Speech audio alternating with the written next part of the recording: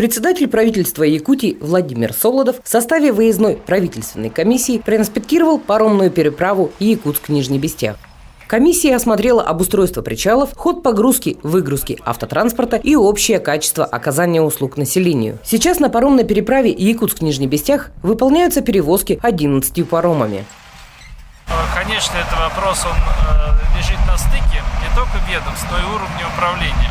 В него вовлечены наш муниципальный район, Кигимигино-Кангаласский городской округ Якутск, целый ряд министерств, Министерство транспорта, Министерство инноваций и связи, ценовая наша комиссия РЭК и ряд других. А также большую помощь оказывает ГИБДД в рамках межведомственного взаимодействия. Межведомственная комиссия по контролю за паромной переправой создана и будет функционировать в постоянном режиме. В состав комиссии войдут представители окружной администрации Якутска, Мегино-Кангаласского района, а также все вовлеченные в паромные перевозки через Лену ведомства и стороны. А возглавит ее министр транспорта и дорожного хозяйства Якутии Александр Тарасов. Конечно, придется нам это брать на себя, потому что у нас есть и профильный департамент речного железнодорожного транспорта, и, в принципе, те же методические рекомендации, которые мы давали, и взаимоотношения. Личная проверка обстановки высокопоставленными лицами вызывает у людей доверие и веру в то, что на переправе появится порядок и комфорт. Ну, такое мероприятие, да, у нас впервые, я бы сказал, лично на моей практике осуществляется такая большая делегация и большая рабочая группа с расширенной повесткой, поэтому мы как пионеры всегда готовы. Люди, наше правительство интересуется, чем живут обычные люди, да, какие у нас, может быть, трудности, вопросы. Я думаю, вообще положительно то, что люди, наше правительство интересуется данными вопросами. Я думаю, это хорошо, когда правительство ближе к простым людям, обывателям, так сказать. Здравствуйте. Давайте сфоткаемся. Вы переезда ждете? Да. Долго? Ну, на паром попали. Попали же на паром? Да. Сколько ждали в итоге? Полчаса, наверное. Полчаса? Ну хорошо, нормально, более-менее. Часто ездите туда-сюда? Да. Два больших парома как раз перед нами были, не попали, потом вон два приехали. Часто туда-сюда ездите? Да. Ну, очень бывает с той стороны в пятницу в основном. Сколько в пятницу ждали, когда ехали сюда? Мы во вторник поехали. А во вторник? Это правильно. Потому что очень это правильно. Правильно. Ну, все, Ну спасибо. хорошо, удачи, счастливо. Требования у всех паромов одни, ценообразование тоже, насколько я знаю, насколько я в курсе, у всех одна ценовая сетка. Получается, требования в любом случае у всех паромов одинаковые. Проблемы, в частности, паромных перевозок через Лену, требуют системного подхода. Работа по наведению порядка в этой сфере ведется. Сотрудники ГИБДД совместно с представителями перевозчиков перенаправляют машины на подходящие паромы, обеспечивают порядок и соблюдение дисциплины при погрузке. Он сам определяет, либо он в этот паром заедет, либо он в тот паром заедет. То есть водитель сам решает, да, а водитель просто смотрит, чтобы он не перекрывал хвостом проезд тому. Ну, чтобы не перекрывали выезд. Да. Выстраиваем. Ну, это регулируется вот этими вот как раз буферами, которые установили в этом году. Управлением автодорог Якутска совместно с перевозчиками проведены работы по установке барьерных ограждений при заезде в пределах границ причалов паромной переправы Якутск-Нижний Бестях. В данный момент разграничены транспортные потоки и запущено мобильное приложение Best Паром. Проведена работа по установке новых дорожных знаков. Запланирована установка стационарной камеры, фото- и видеофиксации нарушений правил дорожного движения. В принципе, ситуация на сегодняшний день стабильная. В принципе, разграничены потоки движения транспортных средств, установлены необходимые технические средства организации дорожного движения в виде дорожных знаков. Следовательно, пока такой сложной обстановки не наблюдается, в принципе, на паромной переправе.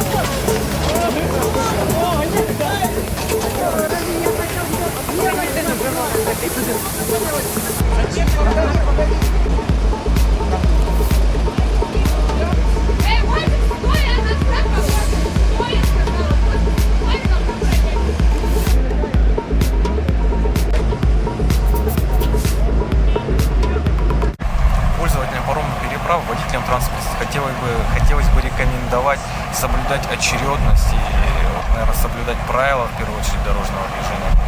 Ну и, соответственно, быть вежливыми.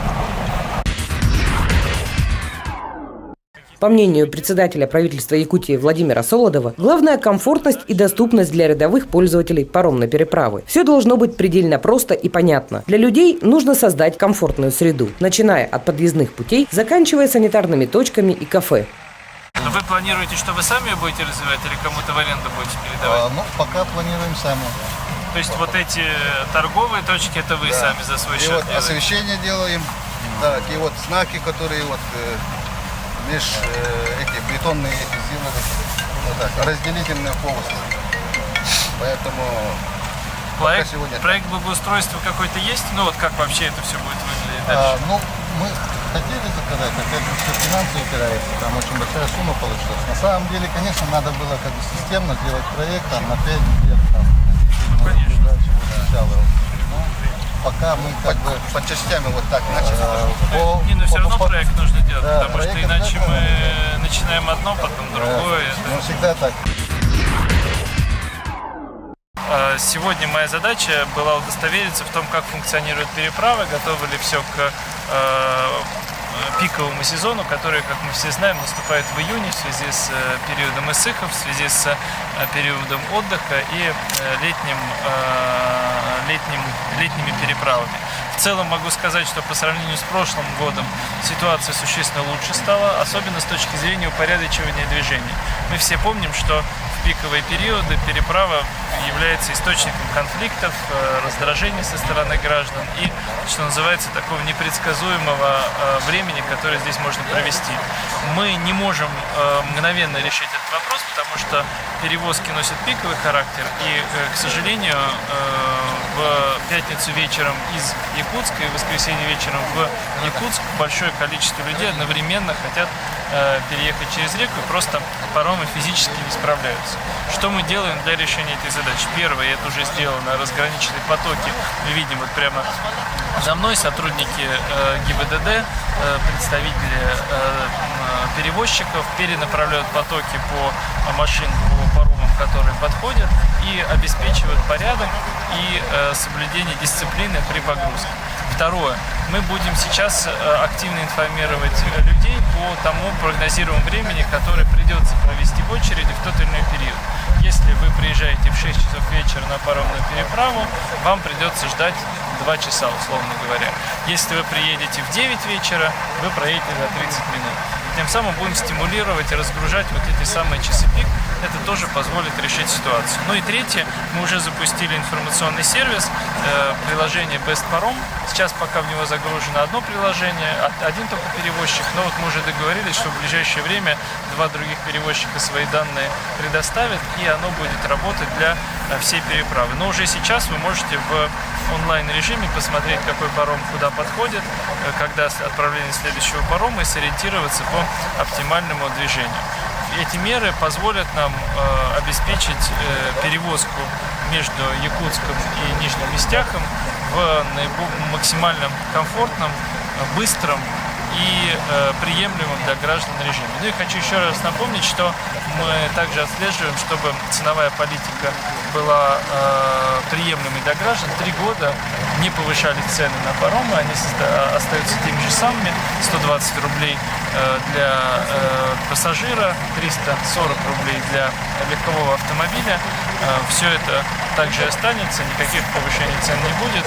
При том, что, конечно, большую работу нам предстоит сделать. Это уже такая планомерная на следующие 5 лет она будет выставлена по благоустройству территории. Вы правы. правы в том, что нам еще много предстоит сделать, чтобы научиться работать как одной командой. Но я одновременно могу сказать, что существенная работа уже проведена. И я действительно лично занимаюсь этой проблемой, потому что я просто понимаю ее значимость. Я понимаю, что жителей Якутска и окрестных районов в летний период, наверное, одна из наиболее важных для них задач. И сейчас, в прошлом году я лично проводил совещание. Я могу сказать, что то, что мы сейчас видим, это уже большой шаг вперед. Но дальше, как я уже отметил, будет создана постоянно действующая межведомственная комиссия под руководством министра транспорта. В нее со всем пониманием уже согласились и так проактивно даже инициировали создание, я могу сказать, и Сардана Владимировна Аксентьева, и глава Мегино-Кангаласского района. И я уверен, что мы эту работу отладим, и она будет в полной мере соответствовать потребностям граждан. Но я с чем-то с вами абсолютно согласен, что нам, как органам власти, нужно учиться работать не исходя из наших зон ответственности и из нормативных, и не только из нормативных документов, а исходя из потребностей людей. Мы должны смотреть, что нужно нашим гражданам, и исходя из этого договариваться уже. Дальше это все на нашей стороне должно происходить. Дальше гражданин не должно волновать, кто за что отвечает. Наша задача всем вместе предоставить сервис. И я думаю, что мы с этой задачей справимся. Мог бы быть простой вариант взять, закрыть сейчас всех перевозчиков и создать одного государственного перевозчика. Но я не считаю его правильным. Я считаю, что бизнес должен развиваться, и это тоже рабочие места, это тоже возможности. Мы видим, что перевозчики вкладываются серьезно развиваются за эти годы. И самое главное, показывают конструктивные отношения и готовность сотрудничать и взаимодействовать. Хотя, конечно, они конкуренты друг с другом. Вот. Я думаю, что это залог того, что мы то самое межведомственное взаимодействие, о котором вы говорите, сможем наладить. Стратегическая задача правительства республики – построить мост через Лену. Но даже если этот вопрос решится сегодня, на проектирование и строительство уйдет не один год. А людям нужно жить и переправляться сейчас. Каждую неделю телепрограмма «Точка взаимодействия» во вторник и четверг в 21:15 и в субботу в 14:15 на телеканале «Россия-24» вся Якутия. На YouTube-канале «Округ ТВ» вы можете увидеть то, что пропустили.